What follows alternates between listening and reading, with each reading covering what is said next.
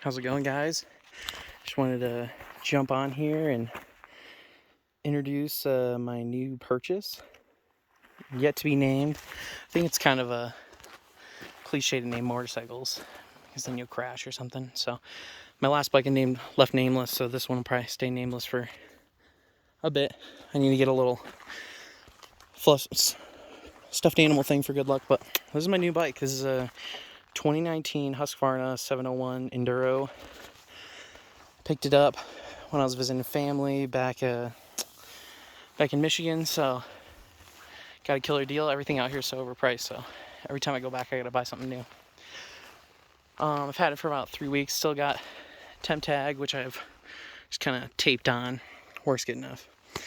Only mod so far I've done is I went with the Cycra guards just in case I do go down immediately. These are supposed to be really good, so try those out. And then I got the rally pegs. The original pegs only went to about like here, so that's been nice. And then the previous owner put a seat concept seat, so I didn't have to deal with the crappy stock seat. Oh, also ripped off the stupid mirrors, put a nice little double take mini mirror. I don't know, I'm kind of iffy on that. It works okay, and it's definitely good enough for legality reasons. So far, this bike has just been everything I asked for. At the Overland Expo, I went and tried out the Tenere 700, Harley Pan American, a couple other big adventure bikes, and none of them really fit the kind of style of riding that I want to do. This is kind of a good example. We're just on a trail just outside of Boulder, but this road easily manageable by one of those bikes, but just up the way a little bit, a couple steep turns and weird things, but you don't know that. And when you're exploring, you don't want to be exploring with a big old adventure bike that possibly might fall over, and you gotta pick it up. It's got all those expensive parts. So I decided I was really going to be doing more dirt than really street, so kind of led me to these. I was looking at the 690s and didn't know that the 701 existed because I thought there's only KTM 690, but 701 is just for people who don't know, it's just the 690, but Husqvarna adds a different fork, different rear shock. This generation has the counterbalanced engine, and this is actually the year right before they switched to traction control up here. And the only thing I'm kind of bummed about is that I don't have the quick shifter that they have on the new ones, but honestly don't really need it, and it kind of builds bad tendencies. So yeah, I'll start off with the cons so far that I found on the bike. The biggest con, well, starting off what I addressed, the stock hand guards suck. All they do is they bolt right here, there's a zip tie right here, you can actually see where it used to be, and that's the only thing they did. So all they do really is just deflect some wind. So those are crap, so you immediately need to get some good bark busters or hand guard shields. Personal preference, I think the stock things, I don't know why it's slipping me, but they are just a little short for me. I don't have big feet or anything, but when you get like full MX boots on, I prefer that. And then I'm not doing super technical stuff where I need to carry about every micro inch, so that's good. I hate this tail. This whole thing is just gross. Even the temp tag I threw up there because but yeah, that's kind of silly. What is it? The exhaust has the catalytic converter in it, which it's quiet. It kind of sounds like a tractor, which is kind of silly, but it works. The one thing that's funny that you'll discover about these is that, actually you can kind of see it. It's already starting to like melt, but the stock exhaust melts these turn signals. Why? I guess I'm more used to like Japanese engineering that's a little bit smarter, so but you know, this technology is super fun. So these make 74 horsepower stock with the LC4 I think engine, which is awesome. Too much, some would say, some people say. I was really debating between this and the CRF 300L, but I just realized if I was gonna get a slow bike, then I'd get a dirt focused bike, more like the KTM 300 EXC, or like a more dirt focused bike, because those bikes come in around 220 pounds. This is like 320. The CRF 300L is like 308. So for like, was it 12 more pounds, you get so much more bike. And I think just a killer setup. And then also the suspension on this is like the 4CS cartridge suspension, and this stuff's awesome. You don't even have to. For me, I'm a 250, and I adjusted the preload on the rear, and that's it. And it's been great. Been jumping it up here. They got a couple of erosion ditches, so been doing that. Stock tires, they're trash. They're TKC 80s. I think they're good for like maybe adventure bikes. I might possibly keep the rear, but the front's got to go. I got a, I think Dunlop 606. Might go with those. If any of you guys have any suggestions, let me know. But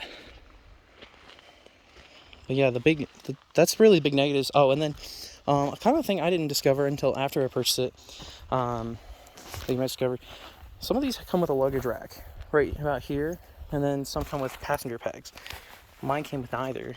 I guess it's a dealer installed option, but basically underneath the plastic, I think about like right here and right here, are like riv nuts into the plastic fuel tank, because the rear subframe on this is all plastic.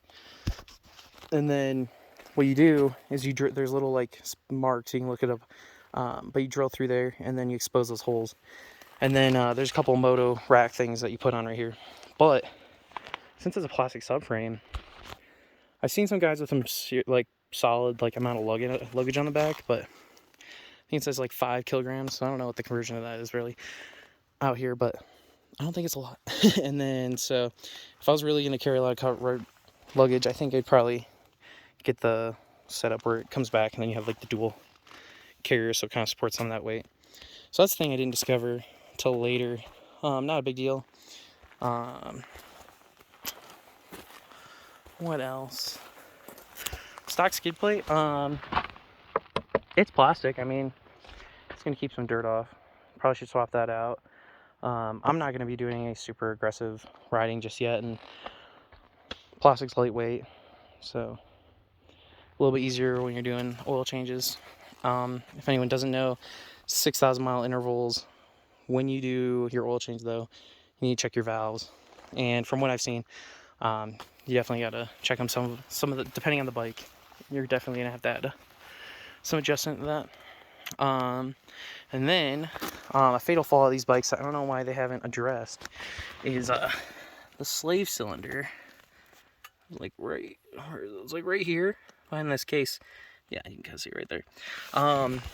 Basically, there's like a design flaw that KTM, Husqvarna, they're not addressing, but like an O-ring dies and then your clutch just doesn't work. So basically right now, if that goes out, we're kind of stranded. Luckily, I've got a Bar's phone service, and then my girlfriend kind of has a time idea of when I'll be back.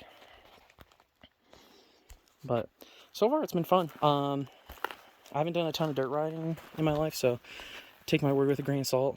But I was looking for a dual sport that could really like do everything, and would feel like a street bike, so it'd be fun on the street, fun on the dirt. And so far I think this really delivers. Yeah, I'll be doing a couple videos on the channel, just maybe showing the trip. Our plan right now is we're keeping the GX, of course, not getting rid of that. But Lynn happens to really like driving, so we're gonna let her drive the GX, and then I'm gonna rip in front with this, and it's to be the best of both worlds. So we can do like the Colorado BDR. I can ride this naked, no gear hold me down or anything. Have all of it in the GX. She enjoys the time driving. I get to ride. We're all happy. So that's going to be fun. So look forward to that kind of content. I don't know if there's many couples doing that kind of setup, but it should be fun. Probably get some moto camping stuff in. I'll probably just buy some bags just for fun. I love camping, so I gotta get my fix. So yeah, if you oh, I didn't message the positives. So